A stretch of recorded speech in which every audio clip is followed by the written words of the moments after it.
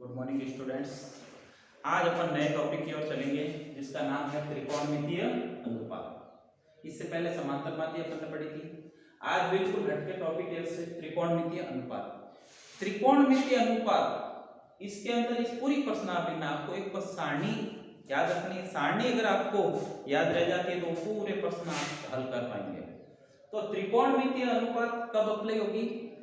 त्रिकोणमितीय अनुपात है वो हमेशा समकोण त्रिभुज, समकोण त्रिभुज किसे कहते हैं? जिसका एक कोण क्या हो 90 डिग्री का। समकोण त्रिभुज में आपको पता है, समकोण त्रिभुज में समकोण के सामने वाली भुजा क्या कहलाती है? कर्ण। और जहां कोण और समकोण दोनों जिस रेखा पे हो वो भुजा क्या कहलाती है? आधार। और शेष बची हुई भुजा क्या कहलाती है? लंब। समकोण त्रिभुज में अपन ने इन तीन की पहचान कर ली। अब आगे क्या करना है? एक पाइथागोरस सूत्र आपने पिछली 9th क्लास में पढ़कर आए हो। पाइथागोरस प्रमेय क्या कहती है? कर्ण स्क्वायर बराबर आधार स्क्वायर प्लस लंब स्क्वायर। ठीक, कर्ण का स्क्वायर जो करेंगे वो इन दोनों के वर्ग के योग के बराबर होती है। अब कुछ मान अपन को ये याद रखने लायक है, वो ये चीजें हैं याद रखनी इस प्रश्नावली में। sin थीटा क्या होता है? 1 कोसेक थीटा।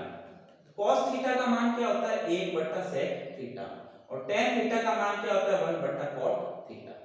ठीक है, ये तीन चीजें हो गई। और एक tan थीटा का मान क्या होता है? sin थीटा बटा cos थीटा। और cot थीटा का मान क्या होता है? cos थीटा बटा sin। यानी tan और cot में देखिए क्या फर्क है? उल्टा है बिल्कुल। tan का उल्टा है cot। tan का मान होता है sin थीटा बटा cos थीटा और cot थीटा का मान हो जाएगा cos थीटा बटा sin थीटा। ये अगर आपने याद कर ली और एक सारणी वो आपको याद नहीं रखनी है, केवल समझनी। परीक्षा में जाते ही अपन को सबसे पहले वो सारणी बनानी है। सारणी बनाने के बाद आपको प्रश्न इजीली हल कर पाएंगे। अब अपन आगे त्रिकोणमितीय अनुपात की एक सारणी टेबल है वो अपन को किस तरह बनाते हैं वो ध्यान से समझें। बिल्कुल सरल है त्रिकोणमितीय अनुपात। ये अगर अपन को याद है सूत्र तो अपन त्रिकोणमितीय आसानी से बना सकते हैं। कुछ नहीं करना, ध्यान से समझना। आपको सबसे पहले 0 से लेके गिनती लिखनी है। 0 1 2 3 और 4। 4 पे खत्म हुआ तो जहां पे खत्म होता है उसी संख्या का वापस भाग सब में देना शुरू कर दो। 4 का अपन ने दे दिया, सब में 4 का भाग दे दिया। अब इन सब का अपन को ले लेना है वर्गमूल। क्या लेना है? वर्गमूल। वर्गमूल ले लो इन सब का।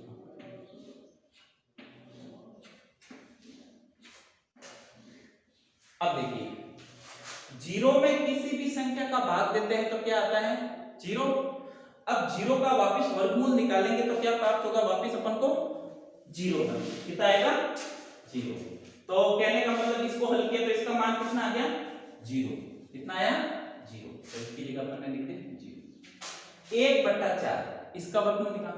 1 का वर्गमूल क्या होता है? 1 ही होता है। और 4 का वर्गमूल क्या होता है? 2। तो इस पूरे को हल किया तो इसका पूरे का मान कितना आ गया? 1/2। 2/4 है। पहले इसको सरल कर दो। 2 एकम 2 2 दूनी 4। 1/2 को अपन को क्या लेना है? वर्गमूल। 1 का वर्गमूल क्या होगा? 1 और ये वर्गमूल पूरे पे। 2 का वर्गमूल क्या होगा? 2 का वर्गमूल होता नहीं है तो वर्गमूल ऐसे ही पड़ा रहेगा। ओके, आगे आ जाओ नेक्स्ट। 3 का वर्गमूल, ये वर्गमूल का मतलब वर्गमूल इस पे भी निकलेगा इस पे भी निकलेगा। 3 का वर्गमूल होता नहीं है तो 3 का वर्गमूल ऐसे कैसे रहेगा? और ये 4 का वर्गमूल क्या हो जाएगा? 2 √3/4 में 4 का भाग दिया कितना आया? 1।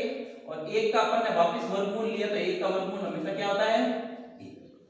sin थीटा के मान अपन ने निकाल दिया। अब कुछ नहीं करना है। cos थीटा का मान किस तरह निकालना है? जहां पर ये खत्म हुई है sin थीटा उसको उल्टा चलना। उल्टा कहने का मतलब जो सबसे लास्ट में है cos में ये सबसे पहले आएगा। 1 लिखा हुआ है, फिर दूसरे नंबर पे क्या लिखा है? √3/2। यहां पे आ जाएगा √3/2। ये वाली 45 वाला मान सेम के सेम यहीं आएगा नीचे 1/2। फिर आगे क्या है? 1/2। 1/2 कहां पर आ जाएगा? यहां पर आ जाएगा। और लास्ट में ये क्या लिखा हुआ है? 0। जो शुरू हुई वो लास्ट आ गई। उल्टा चले अपन कहने का मतलब 1 √3/2 1/√2 1/2 और 0। साइन और कॉस का अपन ने मान ज्ञात कर लिया बिल्कुल सरल तरीके से।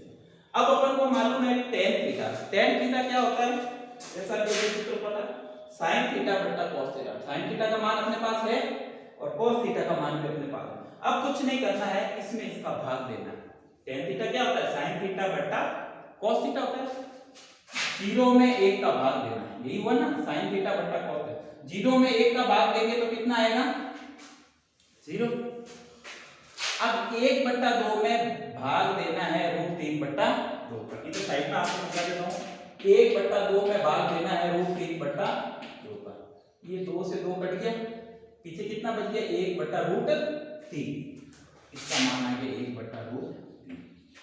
1/√2 में 1/√2 का भाग दो, भाग देंगे तो ये दोनों राशि समान है, ये कट जाएगी, कट के कितने बचेगी 1। तो यहाँ पे कितना आ गया √3/2 में 1/2 का भाग देंगे तो नीचे 2 से 2 कट जाएगा, केवल क्या बचेगा √3 और बट्टा 1 है।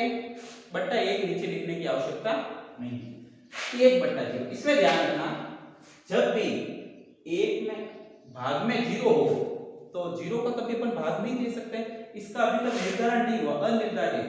इसे इसका मान क्या हो गया अनंत। क्या हो गया इसका मान, जब भी बट्टा में जैसे 5/0 हो तो उसका मान क्या आएगा इंफिनिटी, क्या आएगा अनंत। यानी 0 का अपन भाग अभी किसी संख्या में नहीं दे सकते। किसी भी संख्या में यदि बट्टा में 0 हो तो उसका हमेशा मान क्या होगा अनंत। तो अपन ने 1 में 0 का भाग दिया तो इसका मान कितना हो गया अनंत। चलिए अब देखिए यहाँ पे अगला मान किसका निकालना अपन को, कोसेक थीटा का। कोसेक थीटा इधर आइए, कोसेक थीटा इसमें लिखा हुआ, जैसे sin थीटा का मान 1/कोसेक थीटा है, यानी क्या होता है sin का उल्टा, sin का उल्टा। यदि कोसेक थीटा का मान मैं पूछूं, कोसेक थीटा का मान क्या हो जाएगा 1/sin थीटा। इसको इधर दे दो, इसको इधर दे दो, तो कोसेक थीटा बराबर 1/sin थीटा। यानी कहने का मतलब कोसेक क्या होता है sin का उल्टा। तो sin का उल्टा यानी इसका अपन क्या करेंगे उल्टा कर देंगे। क्या कर देंगे इसको उल्टा। अब उल्टा कैसे करेंगे, इसके नीचे कुछ नहीं लिखा हुआ है तो मैं थोड़ी देर के लिए 1 तो लिख सकते हैं। जैसे 5 होती है, 5 के नीचे 1 लिखते तो 5 ही होता है। ये मान लो 0/1 लिखा हुआ तो इसको जैसे ही उल्टा करेंगे तो क्या हो जाएगा 1/0 होगा। बट्टा में 0 आ गया तो मैंने कहा जब भी 0 आता है बट्टा में तो उसका मान क्या आता है अनिर्धारित अनंत। ठीक है, फिर आ जाओ अपन cos 30 डिग्री, cosec 30 डिग्री का मान ज्ञात करना है। इसको उल्टा कर दो, साइन को उल्टा करना है तो 1/2 को उल्टा करेंगे तो क्या आएगा 2/1। बट्टा 1 लिखने की आवश्यकता नहीं है, हर में कभी भी 1 लिखने की आवश्यकता नहीं। इसको उल्टा करेंगे 45 डिग्री में साइन को तो √2/1 तो केवल रूट। इसको उल्टा कर दो तो 2/√3 उल्टा हो गया, 2 ऊपर आ गया √3 नीचे आ गया। यहाँ है 1 है, 1 के नीचे 1 लिख दिया, 1 का उल्टा हमेशा क्या होता है 1 होता है। ये अपन ने कोसेक थीटा का भी मान ज्ञात कर लिया। अब सेक थीटा, सेक थीटा किसका उल्टा होता है cos थीटा का। cos थीटा बराबर होता है 1/सेक थीटा या सेक थीटा बराबर होता है 1/cos थीटा। कुछ नहीं किया, इसको उधर भेजा, इसको उधर भेज दिया। सेक थीटा बराबर 1/cos थीटा। यानी सेक थीटा का मान क्या होगा cos का उल्टा। तो cos कहां पे लिखा है, ये लिखा हुआ है cos थीटा। इस लाइन को अपन को इसके जो भी मान है उल्टे करने, पर ध्यान रखना इसका मान हमेशा इसी में लिख देना, इधर उधर नहीं जाना। 0 का मान यहाँ 0 पे आएगा। 1 का उल्टा किया तो क्या आएगा 1 का उल्टा 1। √3/2 को उल्टा करेंगे तो क्या आ जाएगा 2/√3। 1/√2 को उल्टा करेंगे तो क्या आएगा √2/1। बट्टा 1 लिखने की आवश्यकता। 1/2 को उल्टा करेंगे तो आएगा 2/1। 0 के नीचे कुछ नहीं तो 1 मान लो। 0/1 को उल्टा करेंगे तो क्या आ जाएगा 1/0। बट्टा 0 आ गया तो इसका मतलब इसका मान 1/0 का मान कितना होता है अनंत। अब अपन को किसका मान निकालना है cot थीटा। cot थीटा क्या होता है, ये रहा cot थीटा। cot थीटा क्या होता है tan का उल्टा होता है, tan को आपको उल्टना तो tan थीटा cot थीटा का मान क्या आ जाएगा 1/tan थीटा। यानी tan को अपन को उल्टा लिखेंगे। tan थीटा क्या है 0। 0 के नीचे कुछ नहीं है तो मैं थोड़ी देर के लिए 1 मान लो, 1 लिख सकते हैं किसी भी संख्या के नीचे। तो 1/0, 1/0 बट्टा में 0 आ गया तो इसका मान कितना हो गया अनंत।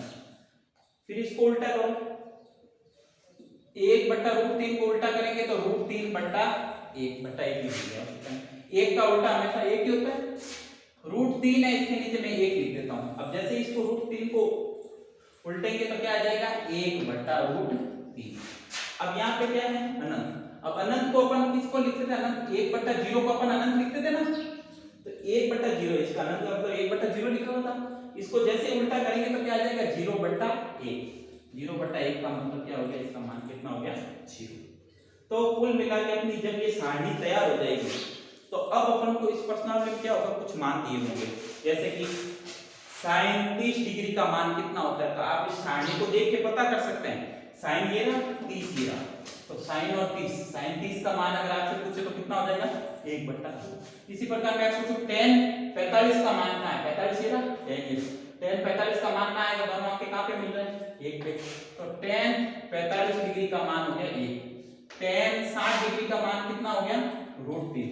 और यदि पूछे tan 90 डिग्री, थीटा, ये थीटा के मान चलना है, tan 90 डिग्री का मान क्या होगा, तो tan में इधर इधर चलो यहाँ अनंत। इस प्रकार आप इस सारणी की सहायता से सभी त्रिकोणमितीय अनुपात के मान ज्ञात कर सकते हैं। कल अपन प्रश्नावली 6.1 पढ़ेंगे, उसके अंदर इससे सारणी से संबंधित सवाल दिए होंगे। आज आपको घर पे ये प्रयास करना है कि ये सारणी बनाओ, अभ्यास करो, बिल्कुल सरल सारणी, घर पे निरंतर अभ्यास करते रहो। ये सारणी आपको याद हो गई तो आपकी इस प्रश्नावली के पूरे में से पूरे, इससे अगली प्रश्नावली भी इससे संबंधित होगी, इसलिए ये सारणी याद रखना आपको आवश्यक है। कल अपन इस प्रश्नावली के बारे में चर्चा करेंगे। धन्यवाद।